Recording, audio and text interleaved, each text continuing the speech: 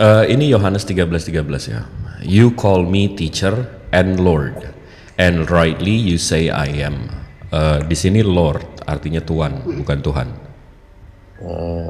Oke, sepakat untuk itu. Dan untuk yang ini Bang, Yohanes 10 ayat 18. 10, Ketika dia sebelum mati 18. kan dia sudah menubuatkan dia akan mati. Dia berkata, tidak seorang pun mengambilnya daripadaku, melainkan aku memberikannya menurut kehendakku sendiri. Aku berkuasa memberikannya dan berkuasa mengambilnya kembali. Inilah tugas yang kuterima dari Bapakku. Dia berkuasa mengambil nyawanya, dia berkuasa memberikan nyawanya. Adakah manusia yang seperti itu? Coba ambil translate-nya, seperti apa terjemahan ini? Sambung Bang Fandi. Seperti itu. Bang Fandi sambung. Ini masih perang ayat, saya nggak bisa perang ayat. Kalau perang ayat saya pertanyakan ayatnya dari mana, nanti turun semua.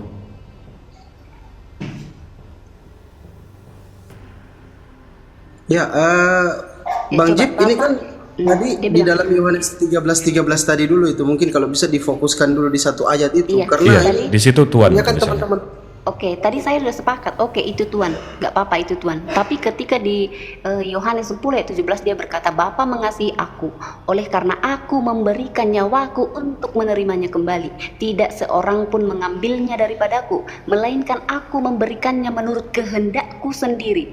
Aku berkuasa memberikannya dan berkuasa mengambilnya kembali. Inilah tugas yang kuterima dari Bapakku. Adakah manusia yang mengambil nyawanya dari Bapak kemudian mengambilnya lagi? Ada? Berarti Tidak. tadi kita setuju ya, John 13:13 dia bukan Tuhan ya, tapi Tuhan ya. Kalau menurut kalian seperti itu nggak masalah, kita kan diskusi, nggak bisa memaksakan Bukan, oke, pendapat. baik. Karena sebelum itu juga kita setuju, kayaknya 15 menit 20 menit yang lalu saya nyimak, kita bisa membedakan antara Tuhan sama Tuhan ya. Ya udah itu menurut kalian. Iya, kan diskusi pendapat kalian Bukan, seperti itu ya, bukan, terserah bukan. kalian. Iya, kita nggak ngomongin soal iman di sini. Kita jangan ngomongin soal iman. Kalau soal iman kita nggak bisa gagu gugat, betul Iya, nggak? bukan iman Bang, tapi pendapat. Kalau pendapatmu seperti itu terserah kau. Iya. Bukan. Kalau kebenaran itu absolut, bukan ada kebenaran saya dan ada kebenaran Mbak atau Abang. Kebenaran itu absolut dari semua sisi Iya. benar. Nah, secara etimologi Tuhan itu sama Tuhan itu berbeda ya. Ini secara absolut, bukan menurut keimanan kita. Right. Iya, kita Bang sudah sepakat tadi untuk itu. Terserah mau Tuhan mau apa terserah. Loh, Tapi jangan untuk terserah ayat yang dong. ini, Kita mesti persatukan dulu persepsinya. Kalau enggak, kebenaran ini kan kita nggak akan kita menyatukan bisa. pendapat kita. Oh, jadi menurut Mbak apa? Tuhan itu Tuhan juga? Tapi 10 nggak harus 5 tambah 5 aja. 6 tambah 4 juga 10. Iya, Jadi betul. pendapat Tapi kita berbeda di iya sini. itu Sekarang kita perspektif kembali Mbak. ke Tapi Yohanes 10 kebenarannya, the truth-nya, kebenaran absolutnya 5 tambah 5 itu 10. Mau bagaimanapun angkanya, tetap angkanya 10. Itu kebenarannya. Kebenarannya contoh nih, kita menikahi bocah usia 6 tahun itu juga salah.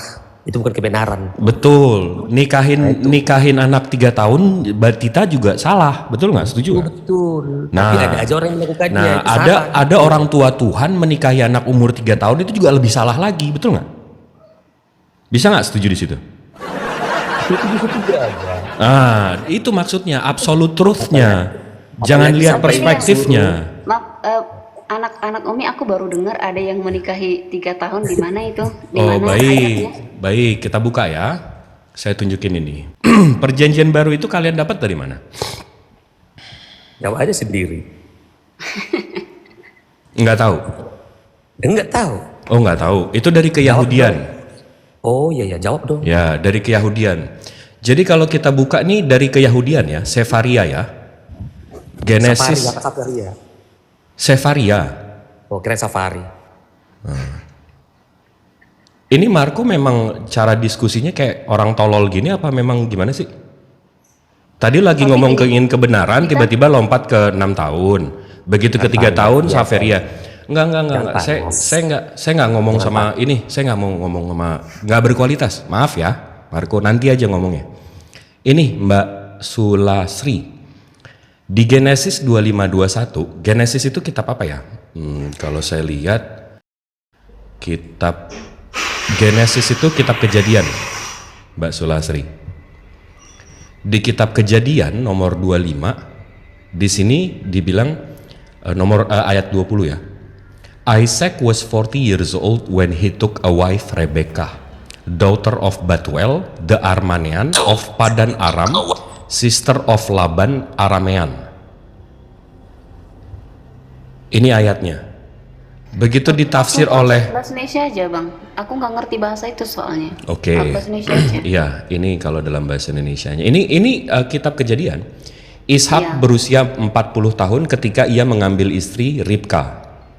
Nah, begitu kita lihat tafsir dari Rabi Yahudinya, di sini diceritakan. Tafsir sih, jangan tafsir, aku mau Iya, yang ayat terus- di Alkitabnya bang. Kalau Terus tafsir kita aku tahu nggak dari percaya. mana? Kita tahu dari mana ini? Isinya apa? Ya harus dari Alkitab aja, ditertulis di mana. Nah, gitu. itu kalau tafsir-tafsir, ajaran ya. Samawi, Mbak, kalau ajaran Samawi, kitab sucinya itu harus ada tafsirnya. Itu ajaran Tapi aku nggak Samawi. percaya tafsir bang. Nah, Alkitab aja aku percaya. Di luar dari Alkitab aku nggak percaya. buku-buku Abraham, kitab-kitab Abraham semua ada tafsirnya, Mbak. Itu dari robi-robinya. Nah, robi-robinya, yang tunggu jangan dipotong dong. Kok Mbak mau tahu tadi tapi saya kasih tahu malah ini, saya bingung nih. Oke lanjut bang. Nah, menurut keyahudiannya, under the circumstances, no criticism can. Oke, saya translate aja ya. Tadi translate. Dalam situasi seperti ini, tidak ada kritik dapat dilontarkan kepada Ishak karena tidak menikah lebih awal. Rebeka baru berusia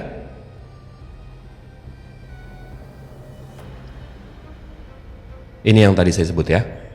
Iya oke. Nah, jadi maksud saya tadi tiba-tiba si Marco kan ngelempar fitnahan atau ngelempar hinaan. Maksudnya itu tahu, saya tahu, kita semua tahu di sini maksudnya ke Rasulullah. Tapi kalau memang itu dasar kebenarannya,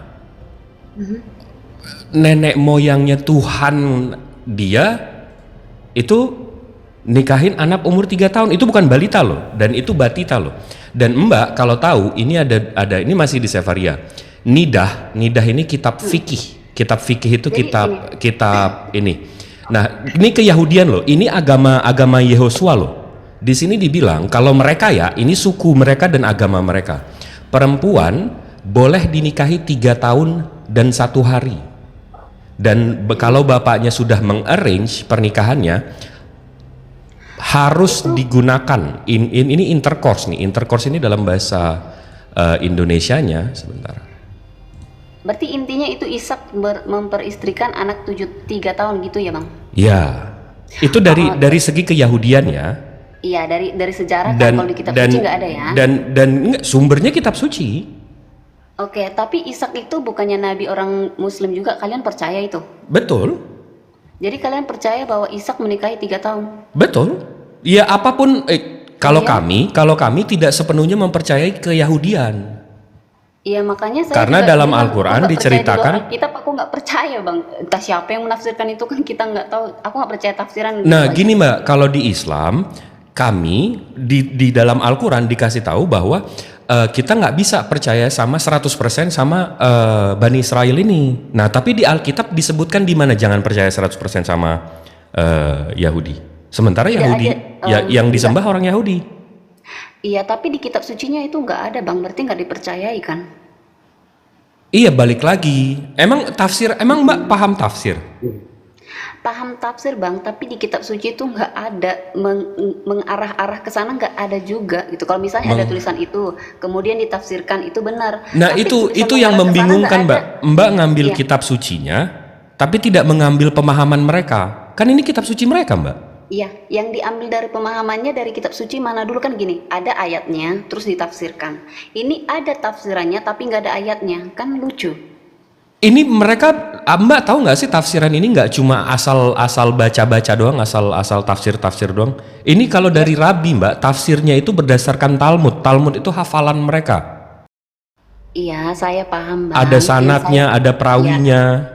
Ya benar, yang saya pahami adalah tafsir. Ada suatu ayat kemudian ditafsirkan.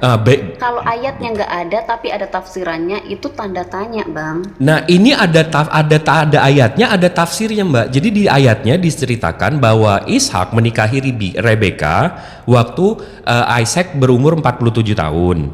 Di tafsirnya begitu mereka track recordnya lagi, Ribka ini waktu baru lahir langsung dinikahi sama Ishak. Oh, berarti mungkin dijodohkan gitu ya? Iya, Bukan betrothal bukan. itu makanya tadi betrothed. Oh, Nah. ya kalau dijodohkan ya nggak masalah sih. Kalau memang 3 tahun udah harus dijodohkan ya nggak masalah. Mungkin maksudnya jodoh ya, bukan nikah jadi bersetubuh kan di situ Nah, tafsirannya. di kitab fikih mereka 3 tahun lebih dari 1 hari itu boleh berhubungan badan. Ini Ada ini boleh mereka. Oke, ini saya Oke. tunjukin lagi. Ini yang tadi saya bilang. Di nidah, saya muslim loh Mbak, saya ngomong nggak boleh asal-asalan loh. Nidah 44B. Nah, ini ya. Enggak, jangan bawa muslimnya bang. Banyak juga muslim yang ngomong asal-asalan kok. Misnah, seorang gadis berumur 3 tahun 1 hari yang dijodohkan oleh ayahnya, dijodohkan melalui. Iya, itu tafsir orang Yahudi tapi nggak ada di Bukan, kitab suci, ini kan? fikih Mbak paham fikih nggak?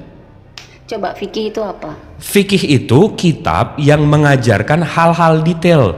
Kalau dalam Islam itu contohnya gimana cara ambil wudhu, gimana caranya ini, doa itu, doa hal perintilan yang nggak penting ada di kitab suci. Bukan nggak penting ya, tapi kalau semuanya di kitab sucinya, waduh 3 Iya, tronton. berarti orang Kristen menganggap itu Begini nggak penting. Pak Anak Kumi, Siap, begini Pak, siap, kita Pak tidak Bangku. boleh samakan Alkitab Kristen dengan Al-Quran. Karena kalau kita berbicara tentang tradisi dalam Alkitab itu tradisi Yahudi ya tradisi Yahudi. Itu tidak kita pakai di hidup di negara Indonesia ini, tidak bisa seperti itu. Betul. Iya, Bukan maksud saya ini kita udah keluar dari ini ya, karena tadi tiba-tiba ada penghujat. Tiba-tiba ada penghujat mencoba menyerang Rasul saya dengan ini. Dilakukan dalam kekristenan, karena itu sunat itu kan bagian tradisi orang Yahudi juga. Iya, paham. Bukan, tapi Mbak Sulastri paham ya, dan audiens di sini paham ya. Kenapa saya tiba-tiba membahas ini? Karena tiba-tiba dia melempar ke Rasulullah, begitu saya balikan, kalian juga ya kita nggak ada ini ya, kita nggak mengakui kita ini kan sama aja kan, maksudnya.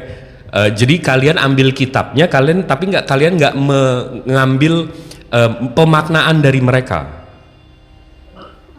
Tapi gini bang, kalau abang memaksakan untuk orang Kristen mengambil itu, berarti kalian mengimani juga kalau Nabi Muhammad ini menggauli yang 9 tahun itu. Kalau abang memaksakan itu, Bukan, enggak juga. bukan. Maksudnya Poin saya Mbak, kita siapa mau ngejudge orang-orang 1400 tahun yang lalu, 2000 tahun yang lalu, 2500 tahun yang lalu, karena bahasa Inggris saya. Karena demi Tuhan 100 tahun yang lalu di Amerika dan di Eropa itu batas nikah tuh 8 tahun masih boleh loh. Jadi kita siapa gitu loh. Belum tentu orang Yahudi itu Kristen. Iya, paham. Enggak, tapi gini, tapi poin saya Mbak Sulastri udah masuk belum? Babakan ke Iya, Kristen. Udah paham ya berarti ya? iya saya udah paham itu tradisi Yahudi yang tidak dipakai oleh Kristen. Kita itu debatable. Tapi balik lagi tadi sebelum kalau mau ke perang ayat dengan Bang Fani nggak ada masalah. Tapi saya titik beratkan gini, kalian mengambil kitabnya, tapi kalian nggak mengambil pemahamannya. Kita setuju nggak di situ? Nggak bisa sih, karena itu nggak dikanonkan bang. Kan ada yang dikanonkan, ada yang enggak. Yang kitab suci kan yang dikanonkan. Tapi Genesis itu ini tidak kan dipakai. Genesis ini kan dimasukkan oleh kanon abang, ke Mbak. Tafsiran kan bang, tadi balik lagi. Bukan, Tidak kitab ada ayat, sucinya, tapi kitab ada sucinya. tafsiran, gitu. Kitab sucinya. Iya, kitab suci kenapa bang? Kitab suci kan diterima kan? Iya, perjanjian lamanya dikanonkan. Iya, ada yang dikanonkan. Kitab suci itu adalah perjanjian lama yang diturunkan nabi-nabi yang dikanonkan gitu. Iya, tapi Yang pemahamannya kalian nggak ambil kan?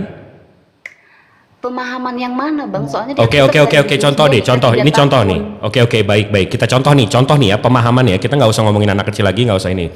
Genesis 18 ayat 1 ayat 2. Pemahaman kalian gimana soal ayat ini?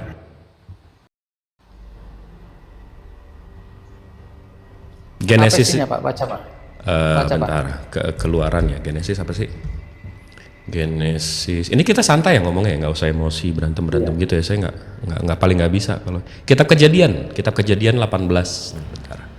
Kejadian kalau 18. begini Pak anak Umi, saya kalau berbicara tentang kitab Kejadian itu berbicara tentang tradisi Yahudi. Bukan pemahamannya Bang. Kita lagi bahas pemahamannya. Saya mau buktikan kalau kalian ini mengambil kitab mereka tapi tidak menerima pemahaman mereka. Nah, ini contohnya. Itu berbicara tentang tradisi Pak di Kejadian. Bukan ini bukan tradisi. Kejadian 18:12 ini bukan tradisi. Kita sekarang sedang menikmati perjanjian baru.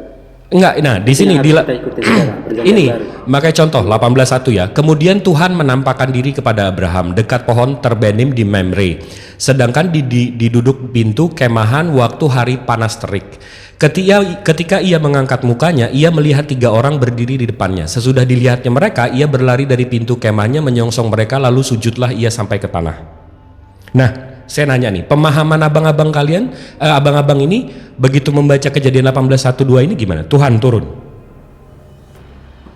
Yang tulis di kitab Kejadian itu siapa? Tidak masalah. Itu dijelaskan. Siapa yang menulis di kitab Kejadian? Loh, abang nggak tahu? Siapa? Abang nggak tahu?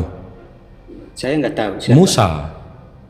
Banyak sumbernya Pak, bukan Iya, hanya Musa di sini. tapi kejadian ini kan yang menulis Musa. Iya, tapi kita secara general, aduh, kok jadi meluas lagi, Mbak? Kok jadi meluas lagi? Yang saya tanya, Bang, ini kita balikan ke saya refresh ya. Abang-abang ini mengambil kitab sucinya, tapi menolak pemahaman Yahudi. Nah, saya contohkan di sini Kejadian 18:1-2. Kemudian Tuhan menampakkan diri kepada Abraham dekat pohon tabareni Mamre, sedang ia duduk di pintu kemahnya waktu panas terik. Ketika ia mengangkat mukanya, ia melihat 3 orang berdiri di depannya. Sesudah dilihatnya, mereka itu berlari dari pintu kemahnya menyokong mereka, lalu sujudlah ia sampai ke tanah. Nah, pemahaman kalian soal ini apa? Coba. Pemahaman kita Pak itu biasa saja. Itu kan ada itu mengatakan ada malaikat itu huruf besar atau huruf kecil. Jika huruf besar itu menandakan Tuhan. Baik. Lalu menurut Pak Jibril pemahaman orang Yahudi apa rupanya? Baik, enggak ya, saya terima dulu, saya tampung dulu, nanti kita buka. Bukan menurut saya, Bang. Kalau saya tuh nggak pakai opini saya tunjukin literatur Yahudinya soal ayat ini apa. Tapi pemahaman abang-abang kakak-kakak di sini gimana soal ayat ini? Silakan Mbak Sulasri.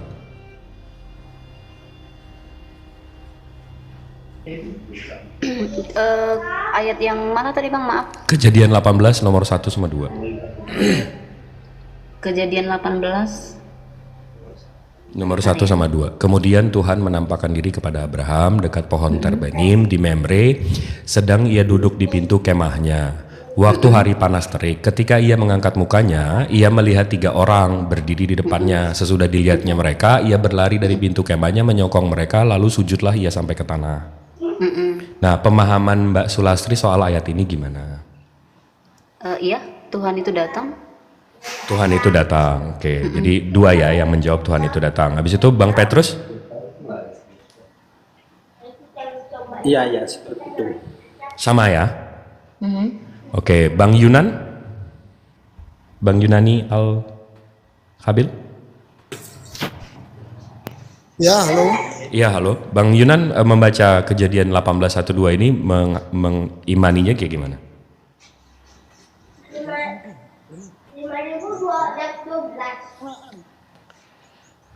Bang Yunan nggak bisa join kayaknya ya. Lanjut aja, lanjut. Oke, ini saya tunjukin ya dari keyahudian lagi. Bismillahirrahmanirrahim. Ini saya ambil dari Sefaria. Ini Genesis 18 ya, berarti Kejadian 18. Nomor 1 dan nomor 2. Orang Yahudi mengimani ada 3 malaikat yang datang. 1 itu yang mengatakan ke Sarah kalau Sarah akan punya anak. 1 itu yang menghancurkan Sodom. 1 itu yang menyembuhkan Abraham. Jadi ada 3 malaikat di sini. Nah, ini kan ayatnya. Pemahaman kalian di sini Tuhan yang turun. Sementara yang punya kitab orang Yahudinya memahami ada 3 orang. Yang 1 itu malaikat yang memberitahu Sarah dia akan punya anak, yang menghancurkan Sodom, dan 1 lagi yang menyembuhkan Abraham. Ini angel. Jadi malaikat. Nah bukan, jadi terbukti nggak poin saya? Jadi poin yang kita dapat di sini ini tuh apa? Nah poin saya tadi, kalian mengambil kitabnya tapi menolak pemahaman mereka. Malaikat yang turun begini. Nah, kalau itu kan Bang ada Kalau seandainya malaikat itu yang turun, apakah kan malaikat itu kan diutus oleh Allah itu sendiri? Betul. jadi gini, kalau untuk itu kan Bang ada Kitab itu ayatnya yang kan. dikatakan oleh Allah tidak bisa terpisah. Ya coba satu-satu. Pak Nah, Jibril, kalau Siap. Pak Jibril, Siap. Kejadian 18 Heeh. ayat 1 itu kan jelas dikatakan kemudian Tuhan menampakkan diri. Betul. Coba Bapak buka Alkitabnya. Iya, tapi Lalu Bang, apa yang oke. salah? Nah, di sini ada kekeliruan ya Bang, saya bisa jelaskan. Kalau di Kejadian 18:1-2, kalau Abang translate kemudian Tuhan menampakkan diri kepada Abraham, betul iya. Tapi kalau original teksnya Bang, God appeared ini dikasih tanda bintang sama orang Yahudi. Bintang appeared ini artinya initiate communication. Jadi di sini menampakkan Kalau Pak Jibril itu, membahas ini, jadi menampakkan di sini itu original teksnya artinya memulai komunikasi Bang, bukan menampakkan diri nongol kepalanya. Gitu. Ini menurut Yahudi ya, bukan menurut saya loh Bang. jadi Pak Jibril, kalau Pak Jibril ingin membahas tentang masalah Tuhan di sini, Bapak harus berurusan dengan LAI, Pak. Oh, kok Elai? Ini ada Pak Denny ini. Kan LAI yang Oh iya nggak apa-apa. Iya bukan, iya kitab. betul. Setuju. Tapi kan kita lagi ngomongin pemahaman Pak. Jadi kita itu iya justru itu pemahaman kita jelas. iya karena Kemudian Tuhan menampakkan diri. iya karena Kristen dengan Yahudi kan berbeda lain kan Bang. buat Kalau begitu. Yahudi pemahamannya seperti itu, ya Kristen kan enggak gitu aja sih. Iya. Tapi balik ke Yohanes 10 tadi lah Bang, kita udah lari Oke, banyak kali gara-gara iya kita makanya tahu. enggak. Tapi poin saya udah buktikan ya. Kalau kalian Iya, mengambil kitab aku mereka udah- tapi aku udah- menolak aku udah paham. menolak Iya, aku paham, Bang. menolak pemaknaan mereka. Ini Pak Denny udah dijambak nggak ini? Tadi Yohanes 10 gimana Mbak? Yohanes 10 ayat 17 itu No one takes it from me, but I lay down it of myself. Authority I have laid down it, and authority I have again to take it. And this commandment I receive from the Father of me. Iya, gimana? tadi kan si Bang Fandi kan bilang kalau harus mengikuti ajaran Tuhan itu, bahwa dia tidak pernah bilang dia sama dengan Tuhan, dia itu Tuhan gitu. Tapi dia ketika aku bawa ayat kamu menyebut aku guru dan Tuhan, dia bilang oh itu translate-nya begini, itu salah. Oke. Sekarang aku tanya yang maksud dari Yohanes 10 ayat 17 ini apa? Nih Bang Fandi, ini masih kasus yang tadi nih Bang Fandi. Silakan nih Bang Fandi malah komen nih Bang. Bang Jip aja yang Enggak, kalau perang ayat gini gue nggak mau karena sanad kitabnya kan begitu. ya yang mana Bu Sulastri? Yang mana tadi? Yohanes 10 ayat 17. Apa di situ Mbak? Silakan. Intinya Yesus itu nyawanya nggak diambil, tapi dia yang ngasih, terus dia juga yang ngambil lagi. Gak ada yang bisa ngambil nyawa dan gak ada yang bisa memberi nyawa. Itu hak kekuatan kan dia. Ada nggak manusia yang seperti itu, yang kata Bang Fandi tadi dia itu cuma nabi? Ada nggak manusia yang Siapa seperti yang itu? membangkitkan Yesus Bu? Aku nggak ke situ ayatnya ini dulu maksudnya apa kan? Yang Kamu tadi membangkitkan Yesus siapa? bangkit sendiri.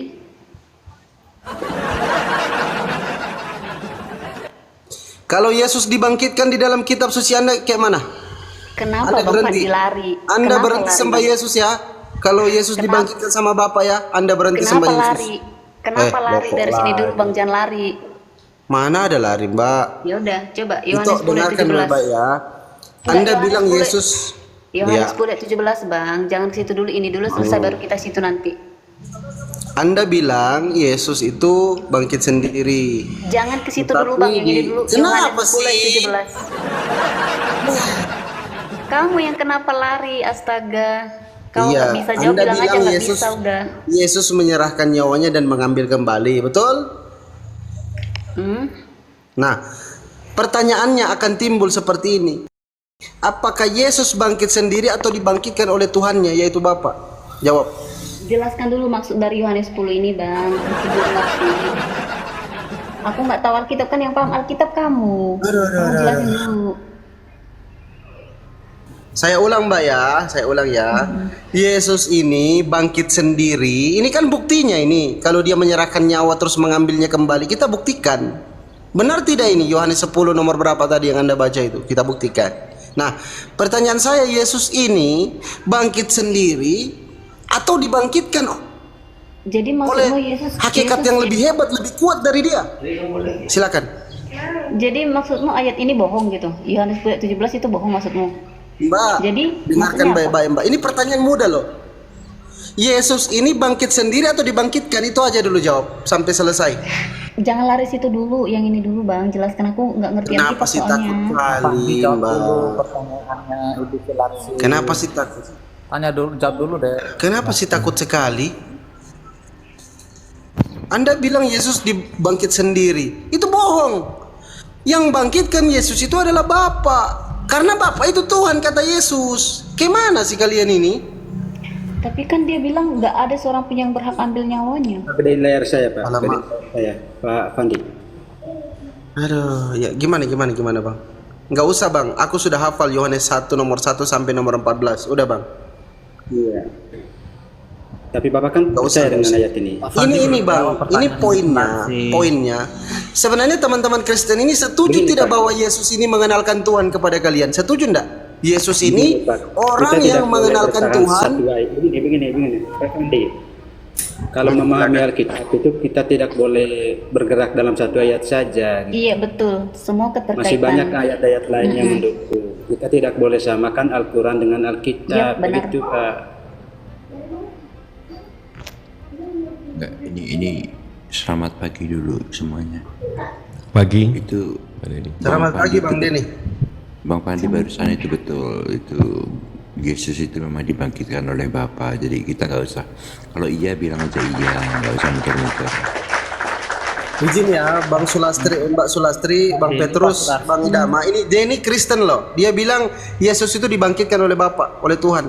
Silakan kalian bantah. Oke, Enggak benar, oke. Pak Begini, Fandi. kalau Itu kita tadi ngomong berbicara benar, tentang tapi Yesus. pertanyaan Ibu Sularsi belum dijawab Pak Fandi, itu aja masalahnya. Iya. Pertanyaan Ibu Sularsi kan belum dijawab. Itu Pak Denny, coba Pak Denny bisa jawab nggak? Apa pertanyaannya apa? Nah itu kan, benar kan Pak Fandi? Pak Denny nggak tahu kan? Pertanyaannya apa? Pertanyaannya? Saya minta Yohanes 10 ayat 17 itu maksudnya apa Bang Denny? Untuk Mbak Sulasri, saya sih sederhana aja Mbak Sulasri. Tuhan itu nggak serumit itu untuk dikenali begitu. Banyak kok buktinya. Yohanes 12:29, Yohanes 12:37, Terus? Yohanes 17:8, Matius berapa? Matius 11:29. Makanya Begini, aku bilang Bang Yunan jangan comot yang itu aja, baca yang lainnya juga. Gitu. Begini Pak Yunani, dalam Alkitab itu Enggak, ini menjelaskan- sebentar. Sinyal. Signal beliau, signalnya. Bang Yunan. Tadi DM tadi pagi Bang Jip. Mau ke masjid katanya mualaf. Insya Allah. Bertiga, ibunya, kakak sepupu dia sama dia. Masya Allah. Insya Allah. Coba, kenapa banyak kawan-kawan Kristen yang mualaf? Ada apa? Kenapa kembali ke Islam? Ada apa? Ada apa dengan Islam? Bagi yang belum itu cuma ini, bukan matanya yang buta tapi hatinya. Ini selamat siang Bang Rostum. Bang Rostrom, Selamat siang. Gimana kabarnya Bang Rostum? Sehat? Kabar baik, sehat Bang. Alhamdulillah. Terima kasih di-share ada link ini tadi. Gimana Hus? Sambung apa gimana nih? Ada Bang Rostum nih, seru nih. iya boleh sambung Bang Jip, silakan. Sambil menunggu Bang Zuma sama Bang Yunan. Ini Mbak Sulastri, Bang Petrus sama Bang Idama masih mau nyerang hostnya, silakan. Senang kali mereka serang aku. Bukan menyerang Pak, Iya. kan obrolan. Iya perang ayat kan lagi perang ayat maksudnya. Bukan nyerang gitu, bukan. Kalau kita Aku memang ini. Perang ideologi, perang ayat. Ya, Kalau Aku kita menggunakan pandangan teologis loh, bukan pandangan iya. dogmatis seperti kalian ini. Kalian menggunakan pandangan dogmatis, jadi susah ketemu. Jangan main framing bang. Kita kan pendapat menurutmu Ya begitu. enggak framing lah, sesuai apa yang dikatakan. Saya cuman berbicara sesuai apa yang diajarkan Yesus. Saya ini sayang sama Yesus. Saya sayang sama beliau itu. Saya enggak mau beliau itu difitnah, mati di kayu salib, terkutuk di Galatia 3:13. Enggak mau saya. Nah itulah Kasihan yang Yesus. itulah yang dimaksud ayat tadi itu. Hah? Ya udahlah, Bang Denny tadi. Bang Saya Denny nggak belum mau tadi. loh Yesus itu. Bang Denny tadi belum. Saya Bang Denny kan saya tadi- mengaku adalah anak buah Yesus. Saya mengajarkan Yesus, membantu Oke, Yesus Bang Fandi. meluruskan Udah, ajaran Bang Yesus. Fandi. Jangan salah-salah ajaran Yesus. Bang Denny Itu mau dulu. saya. Bang Denny tadi mau ini. Biar saya jawab. Silakan.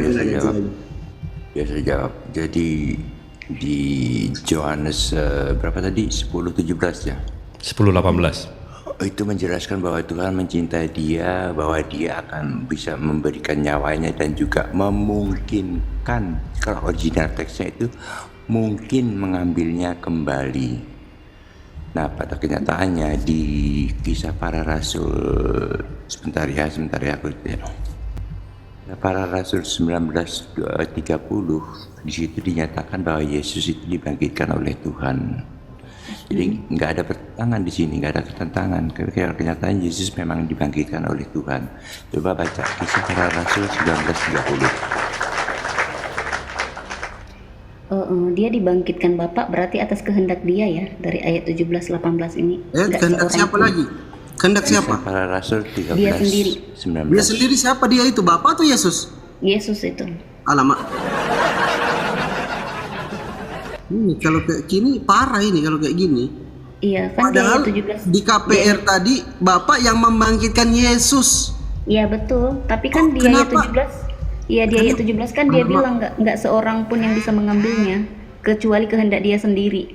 Jadi ketika Bapa membangkitkannya itu atas kehendak dia sendiri. Kan sudah dijelaskan dari di ayat 17, 18, 19 ini. Gitu loh. Ini Itu loh kenapa ada maksud Bang. kuasa? Intinya itu Berarti maksud dua Bang. kuasa ini ya, kuasa Yesus dengan kuasa Bapak gitu.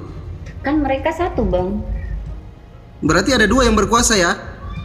Bapa itu bukan Yesus, Yesus itu bukan Roh Kudus. Mereka tiga kepribadian Iya, tapi berarti satu ada hakikat. ada dua kuasa, satu kuasa Yesus, satu kuasa Bapa gitu. Satu hakikat, Bang. Itu beda kuasa betul? Aku nggak mau memaksakan pendapatku ke abang, tapi abang juga jangan maksa aku dong. Iya, saya enggak paksa. Yang saya tahu Yesus Iya, itu dibangkitkan. Bapak yang makanya- bangkitkan Yesus karena Yesus itu hanya utusan Tuhan, manusia biasa. Bapak itu Tuhannya. Itu yang saya tahu. Oke, menurut Alkitab tadi yang kita baca, Yohanes 10:17, dia bilang tidak seorang pun yang berhak mengambilnya, ya kan? Kemudian di Kisah Para Rasul tadi bilang Kalau menurut Bapa saya membangkitkan tidak dia. seorang pun yang dapat. Siapa yang bunuh Yesus? Ya, membangkitkan Yang dia kan bunuh tadi Yesus Bapak kan? siapa? Jangan Yang lari bunuh dulu, Yesus. Bang, satu-satu. Bisa Yang nggak bunuh satu-satu Yesus ya? siapa? Siapa yang bunuh Yesus? Bisa nggak satu-satu beres dulu? Fokus. Kamu Yang lompat-lompat bunuh terus. Yesus siapa? Kamu Tentara lompat-lompat Romawi. terus soalnya. Tentara Romawi yang bunuh Yesus kan? Siapa yang ambil benar. nyawa Yesus? Dia memberikan. Ya, Ini kan udah dibaca tadi. Kan udah dibaca Yohanes 10:17 tadi, Bang. Iya, dia lompat-lompat terus. Aku bingung juga. Ya, Dia nggak- tadi nggak nanya yang nyambung bangkitkan pendapatnya. siapa? Sudah dijawab, dia mati apa? Baik, Gitu, bingung saya juga. Saya mau fokus ya. Yesus memberikan nyawanya, betul? Betul. Mbak Sulastri kalau berdiri di tengah rel kereta api terus ditabrak kereta api mati, itu memberikan nyawa atau kayak mana? Kenapa menyamakan dengan hal seperti itu? Ini kan kamu lagi bahas kitab suci kan? Memberikan nyawa itu Mbak sama bunuh diri. Karena kita serahkan nyawa kita. Ini ambil nyawa saya, ditabrak kereta api, ketepak mati. Oke. Jadi menurutmu ayat 17 ini maksudnya apa? Ya maksudnya kalau misalkan Yesus memberikan nyawanya berarti bunuh diri. Ya tapi dia berhak mengambil. Kalau aku mati aku nggak bisa mengambil nyawaku kan? Kalau Ini mengambil di sini nyawanya dijelaskan dia itu bisa kan Bapak mengambil. yang membangkitkan dia. Kenapa dia mengambil nyawanya? Yang membangkitkan Bapak. Tapi makna dari Yohanes 10 ini abang baca nggak? Aku Misalkan bingung saya juga. gini Mbak saya katakan Aku saya yang akan salah paham atau abang yang gagal paham aku juga bingung. saya misalkan kayak gini ya Bang. Saya kasih contoh ya. Oke. Misalkan saya bunuh diri nih, saya berdiri di tengah jalan di garis putih yang ada di poros itu kan. tiba-tiba ditabrak saya mobil, ketabrak, mati, ya kan? Itu sama dengan saya menyerahkan nyawa atau tidak? Ya, bunuh diri. Oke, berarti Yesus bunuh diri kan? Yang pertama, yang kedua, Enggak ketika dong. Yesus, Enggak dong. enggak, aduh, Jangan disamakan gimana dong. sih? Nggak boleh disamakan dong, Bang. Abang itu udah gagal paham. Gimana mau menyamakan bunuh diri dengan itu, kan nggak bisa. Menyerahkan nyawa itu apa definisinya, Mbak? Tahu nggak? Pernah nggak baca di terjemahan? Iya, tapi Menyerahkan kisah- diri. Iya, Izin. tapi kisah- Bang Jip, kisah- Bang Jip, aku izin boleh satu ndak bantu tunjukkan data.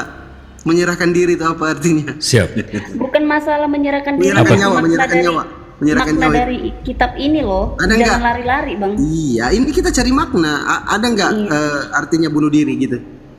Menyerahkan diri itu, menyerahkan nyawa. Menyerahkan ya. Artinya Iya, memberikan. memberikan, iya. Memberikan nyawanya. Iya. Bunuh diri, Oke. betul. Bunuh diri. Beda. Pak Fandi Gini, begini Pak Fandi. oke, tunggu Bang. Menyerahkan Kita diri tidak sama dengan bunuh diri Pak. iya nggak apa-apa, nggak apa-apa Bang Idaman. Nggak apa-apa Bang Idaman, biarin dia berpendapat kayak gitu. Kita nggak bisa irikan. Oke, Aku kasihlah sesuai bunuh diri. apa loh yang dikatakan? Saya Kenapa jelasin ya. Nah. Ini di dalam Alkitab itu kan jelas tertulis ada Bapa dan ada Sang Anak. Kalau Bapa itu ada, dia tidak mungkin terpisahkan dari Sang Anak. Itu juga Sang Anak. Dia tidak bisa terpisahkan dari Sang Bapa begitu. Contohnya kepala sekolah, dia tidak bisa terpisahkan dari sekolah. Makanya dia dikatakan kepala Iya, sekolah betul. seperti itu. Berbicara tentang Yesus ya berbicara tentang firman Allah. Firman Allah, firman yang pernah bersama-sama dengan Allah. Dan firman itu tidak boleh kita pisahkan dengan Allah itu sendiri. Itu adalah misteri dalam gereja Katolik. Kita tidak boleh menggunakan logika kita yang terbatas itu untuk mengambil kesimpulan Allah yang tidak terbatas. Karena logika kita itu diciptakan oleh Allah yang tidak terbatas itu. Gitu. Jadi menurut teman-teman Anda tidak boleh Kristen, menyamakan kita yang menurut yang teman-teman Kristen, Yesus ini menyuruh kalian untuk menyembah Bapa, Putra, Roh Kudus kayak gitu. Iya, ya. Mana ayatnya? Bang, gini loh. Manusia aja. Bang Pandi, gini loh, hanya manusia yang haus pujian. Ada kan ayatnya, saya tidak membutuhkan pujian dari manusia. Ada. Bentar ya, aku carikan dulu. Yesus bilang kayak gitu. Bukan menyembah begini Pak Pandi, bukan menyembah Allah Bapa, Putra dan Roh Kudus. Kami menyembah Allah yang pernah hadir dalam 3 pribadi. Pribadi Sang Bapa, Sang Putra Siapa dan yang Sang Roh ajar Kudus Bang itu. Petrus? Bukan berarti Allah itu ada Siapa tiga. yang ajar Bang Petrus kayak gitu? Siapa yang ajar itu? Ini Yang ngajarin siapa? Ini sebenarnya eksergesis lagi sih ayat ini. Ayat ini di eksergesis, coy. Saya belum mute ya. Maaf. Nggak apa-apa Makanya Bang. saya Jip, bilang. masuk aja. Kalau aku Bukan. dari tadi nih. Karena yang kalau saya baca sebentar. Karena yang saya baca di kalau Yohanes 10 ya, Gembala yang Baik judulnya, perikopnya. Sebenarnya Yesus di sini menyatakan gagasan, ia menekankan bahwa individu memiliki kewenangan untuk membuat keputusan penting tentang hidup mereka, termasuk keputusan untuk berkorban dan mengambil tanggung jawab. Itu maksud ayat ini. Tapi kalau mau dieksergesiskan, dia menyerahkan diri, dia mengambil nyawanya, habis itu dia mengambil nyawanya lagi, itu kan eksergesis. Maksudnya itu pemaknaan, sama balik lagi ke tadi Genesis 18 di kitab Yahudi, itu ketemu malaikat, tiba-tiba abang-abang di sini bilang enggak, itu ketemu Tuhan. Ya itu lagi tadi pemaknaan kalimat ini sebenarnya eksergesis. Karena kalau jujur baca ayat ini tanpa doktrin, itu artinya Yesus menegaskan bahwa individu memiliki kewenangan untuk berbuat keputusan penting tentang hidup mereka, termasuk berkorban atau mengambil tanggung jawab. Bukan ngasih nyawa, tarik nyawa, tapi silakan disambung. Tadi Bang Bukan Pandi gitu, minta Pak. mana ayatnya dia yang bilang Jadi, Tuhan Pak sembahlah Pandi aku gitu ya? Ya. Pak Jibril. Lanjut. Itu Ya, kita lanjut. Teman-teman Kristen, Iya, silakan. kalau masih mau perang, ayo 3 lawan 1 yuk. Kami tidak pernah mengajak. Kalau kami sebagai Katolik, Perang ideologi, perang ayat, perang pemikiran, bukan perang itu, Bapakku. karena Yesus sendiri melarang kami untuk membenci siapa. Berdoalah kepada Aku mereka. tidak datang untuk membawa damai, tetapi aku datang membawa pedang. Iya, dia tidak akan membawa damai bagi orang-orang yang tidak percaya. Nah, berarti kita dipaksa harus percaya Yesus kayak Seperti gitu, Bapak dipaksa kita. Bang Dipaksa Pandi. kita percaya Yesus. Bang Pandi. Kalau ajarannya benar, ya kita Bang harus Pandi. ikuti. Kalau ajarannya salah, saya pribadi sebagai orang Kristen. Kalau ajarannya salah, saya Di sebagai dalam orang Islam, Katolik di dalam menolak Islam, hari ini di dalam juga. surah Al-Baqarah 256, la ikraha fiddin. Bismillahirrahmanirrahim. La ikraha fiddin. Tidak ada paksaan untuk memeluk agama Islam. Tapi saya menarik nih, tapi saya menarik nih. Ini udah nggak ayat lagi nih berarti ya. Kalau nggak ada ayat, kalau nggak pakai ayat saya masuk. Bang Petrus, saya setuju nih, saya suka nih dengan narasi Begini, Abang soal apa namanya kekerasan dan seterusnya. Iya, silakan. Kalau ada dalam Alkitab, Yesus pernah membunuh orang. Hari ini saya masuk Islam. Baik, baik. Dalam Alkitab. Tapi Kalau ajaran Yesus siapa? pernah membunuh orang, memperkosa Baik. dan lain-lain. Saya hari ini masuk Islam. Baik, tapi 2000 tahun Saya terakhir, bikin Pak. video mualaf hari ini. Iya, Dari seorang aduh, Katolik. jangan Pak, jangan upgrade segitu cepet ya Pak, nanti crash ya. Jadi ini Pak, 2000 tahun terakhir dari pelaku agama, kan kita setuju kalau buah dari pohon itu kan merepresentasikan pohonnya, betul nggak Pak? Kan di kitab Bapak juga dijelaskan buah dari ajaran, betul nggak Pak? Bukan persoalan tentang agama, persoalan tentang negara. Maksudnya? Konflik-konflik yang terjadi pada saat itu bukan persoalan tentang agama. Iya, tapi kan pelakunya jelas Pak siapa? Ya, pelakunya karena mereka itu pengikut-pengikut saling mempertahankan hidup namanya sebagai manusia. Jangankan beragama, tanpa beragama pun kita masih tetap konflik. Betul. Tapi saya di sini ada buku, Pak. Ini Bang Rostrum mungkin bisa join nih, Bang Rostrum bisa jump in di sini. Di sini kita ada buku namanya Body Count atau ya Body Count. Di sini ada civilizations dari anti-theist, anti-Tuhan, Buddhis, Christian, Indic, Islamic, primal, indigenous, sama Cynic. Cynic ini Chinese dan neighboring. Nah, di sini ada catatan perang 2000 tahun terakhir. Ada banyak nih. 2000 tahun terakhir ya, perang dari yang kecil sampai yang paling besar. Kalau kita lihat dari yang paling besar, Pak, dari yang korban. Jadi di sini ada eventnya, ada perkiraan total kematian, ada event type-nya, itu perang atau perang sipil atau dan ini agama pelaku. Nah, di atas 10 juta kita bisa lihat nih Christian, habis itu Christian, Islamic 1. Habis itu yang di atas 2 juta kita lihat Christian,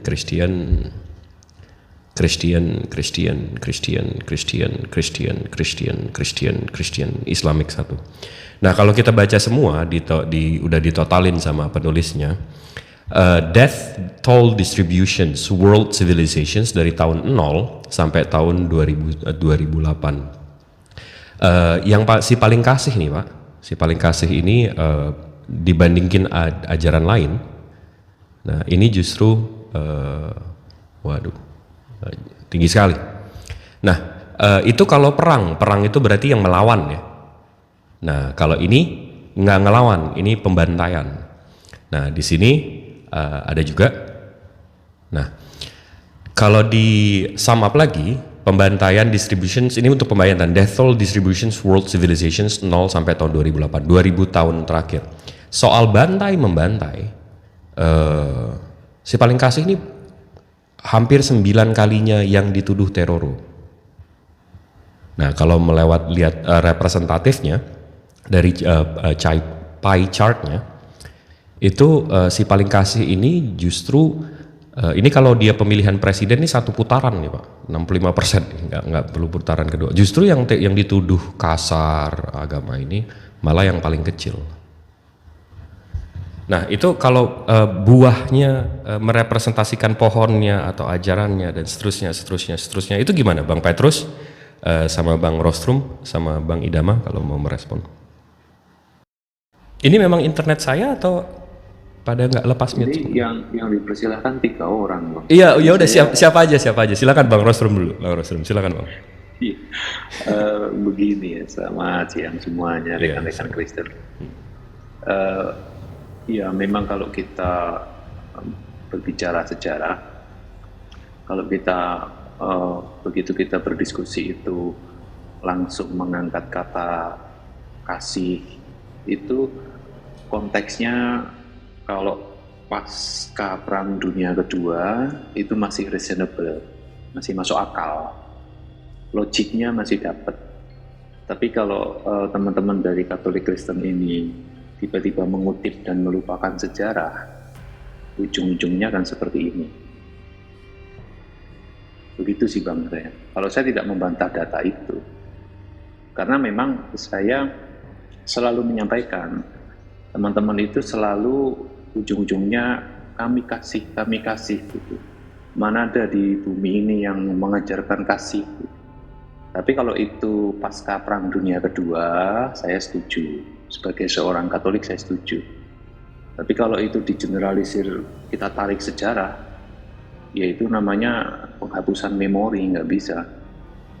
Nggak, jadi maksud Bang Rostum dengan ya akhirnya kayak begini, akhirnya kayak gini maksudnya akhirnya ketabok gitu Bang, apa gitu? Iya, akhirnya diskusi itu jadi kita yang kocar kacir, saya yang bukan ya tim Kristen Katolik ini yang kocar kacir gitu. Karena tadi saya sempat join juga ada Yohanes 10, 17 dibahas juga. Itu kan nanti arahnya kepada dogmatis. Karena di dalam konteks itu yang dibahas adalah teman-teman rata-rata membahasnya kepada dogmatis, bukan teksnya. Itu sih Bang.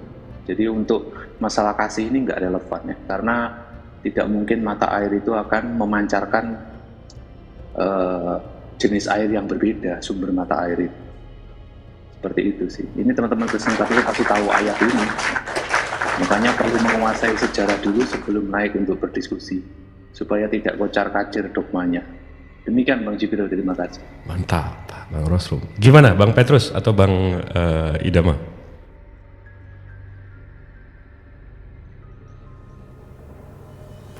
Ini kayaknya setiap kita tunjukin fakta sejarah, ini tekanan tombol mute-nya ini langsung macet nih Bang Fandi. Gimana nih Bang Fandi?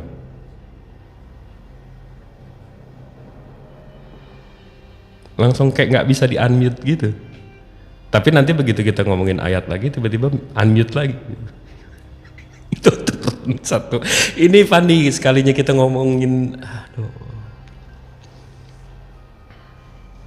Mana satunya tadi kok tumbang? Bu Sulastri mungkin mau ditanggapi, coba silakan Bu. Inilah dampak dari teman-teman Kristen ini didoktrin dari kecil sampai besar. Nggak, ada pembahasan satu yang saya mau bahas sama Bang Rostrum sebenarnya soal Theophilus sama Tertullian, tapi nanti deh begitu kita cari topik. Tapi Bang, kalau saya dinaikkan, nanti teman-teman Kristen dan Katolik pasti turun semua. Tidak mau menyimak. Betul, itu betul terjadi di beberapa saya terima undangan, begitu turun semua mereka. Gitu. Atau saya dianggap hantu atau bagaimana, saya juga nggak ngerti. Karena gitu Bang, jadi saya juga selalunya kalau lagi ngobrol gini terus tiba-tiba ketemu Kristen yang santun, yang santai, yang chill, yang menerima perbedaan ini itu, mereka langsung dituduh, wah kau Islam ya? Saya langsung berpikir, wah itu sebuah pujian, berarti orang Islam itu santun-santun ya? Jadi kalau santun tuh dipikir Islam.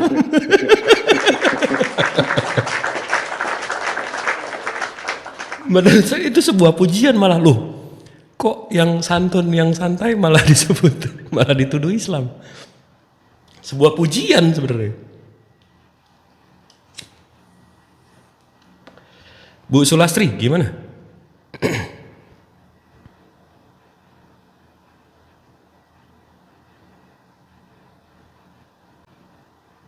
Bu Sulastri, ini tiba-tiba mute-nya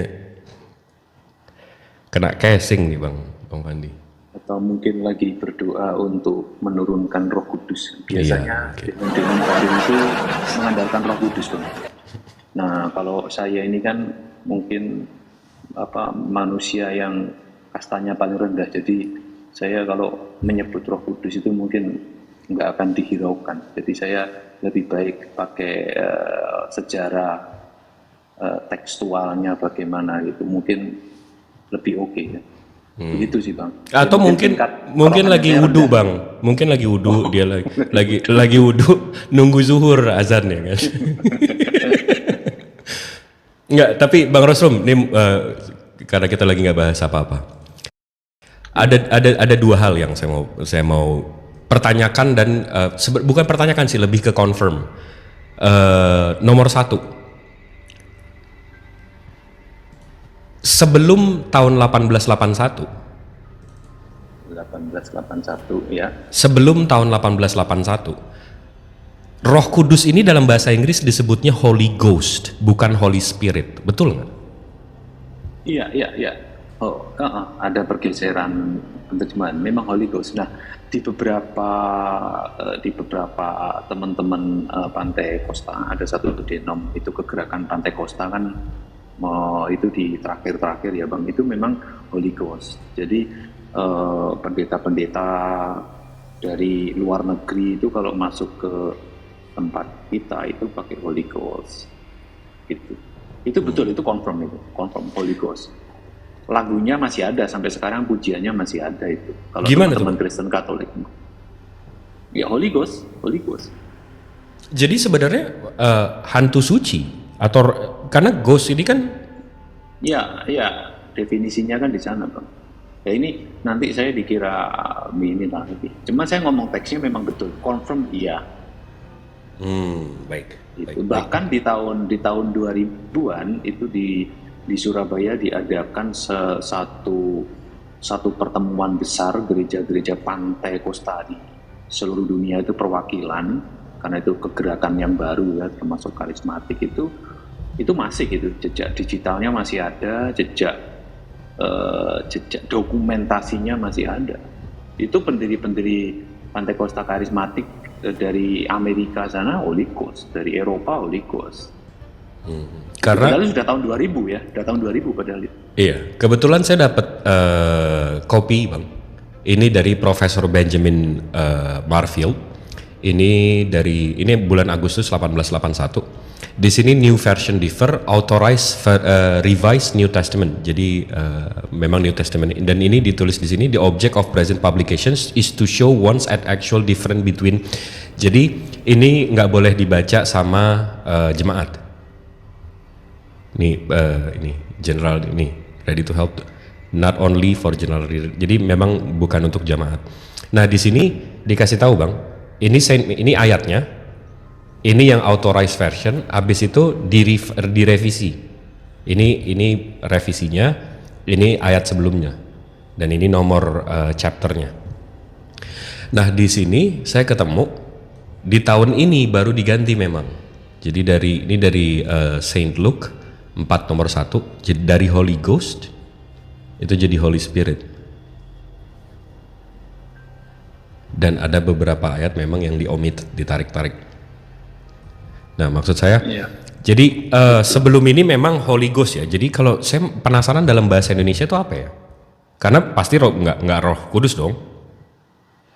Bukan, kalau yang beberapa Bible ya, saya kan waktu diskusi dengan LA itu sempat ditunjukkan ada perubahan di tahun 50, kemudian 70, dan terakhir di 90-an, 2000-an.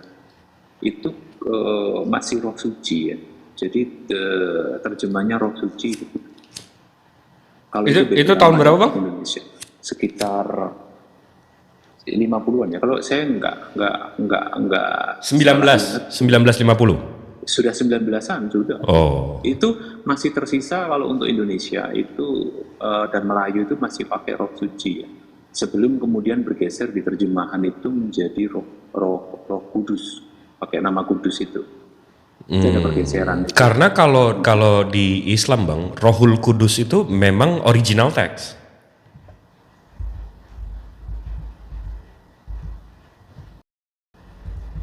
Iya, ya kan kalau King James ini kan ya memang punya ini ya, dia punya waktu itu memang punya pengaruh ya.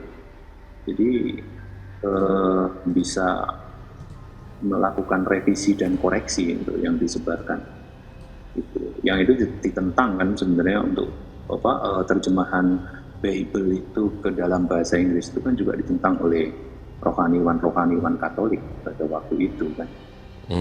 Akhirnya itulah terjadinya satu pergeseran. Kalau saya sih menggunakan kata yang halus itu kayak pergeseran serapan kata ya. Akhirnya terus mengikuti, terus berubah, terus berkembang. Ya entah, nggak tahu sampai kapan nanti gitu. Dan akhirnya lama-kelamaan akan lupa dengan original teksnya. Itu sih Bang, itu sudah terlalu dalam kita. Enggak, tapi saya cuma mau nunjukin doang, saya mau pamer doang, pamer original. Kalau di original teksnya kita memang birohi kuds, Roh Kudus memang.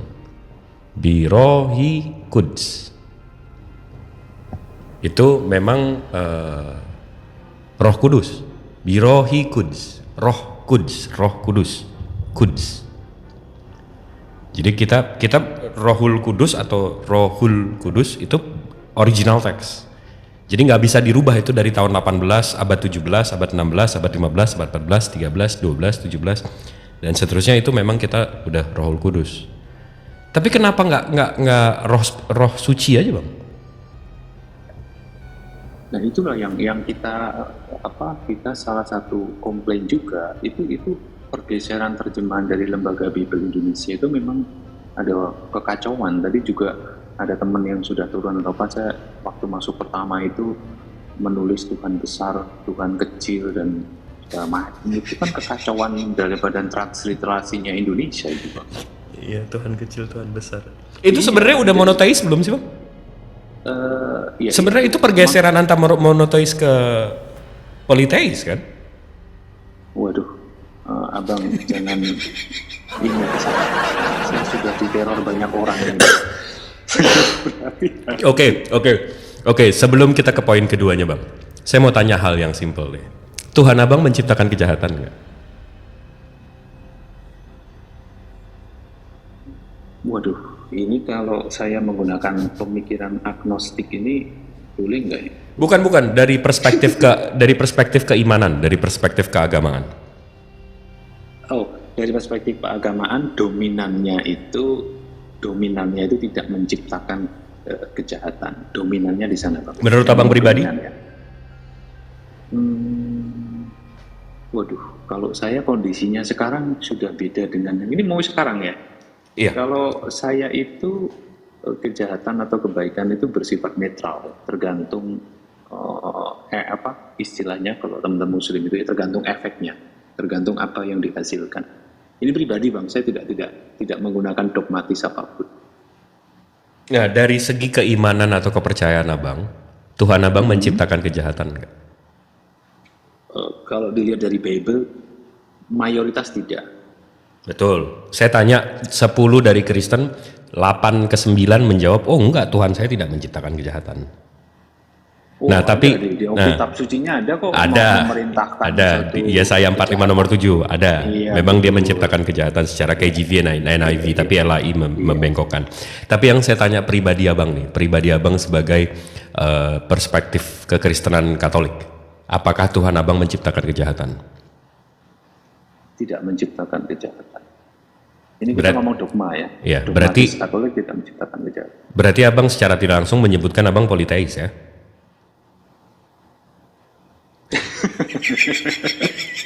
Iya dong. Ini saya ini berhati-hati pakai tongkat supaya tidak terpeleset. Kalau ada kuasa lain yang menciptakan, berarti ada beberapa Tuhan di ajaran Abang. Ya itu. Iya, itu kalau di internal kami dijadikan polemik gitu. Kalau monoteis kan definisi monoteis kan menciptakan segalanya. Segalanya means everything, segalanya. Dari yang baik, buruk, hitam, putih, semuanya dia yang menciptakan. Itu monoteis, definisi monoteis. Nah, abang mau remedial nggak nih? Coba saya tanya lagi. Tuhan abang, Tuhan abang menciptakan kejahatan nggak? Kalau kita melihat dari kejadian awal penciptaan itu Tuhan tidak menciptakan kejahatan. Kalau menurut dari kejadian Adam dan Hawa. Ntar dulu Bang, remedial itu ujian ulang ya? Iya. Ulangan. Nggak, dia nggak lolos sebagai monoteis barusan. kita ulang.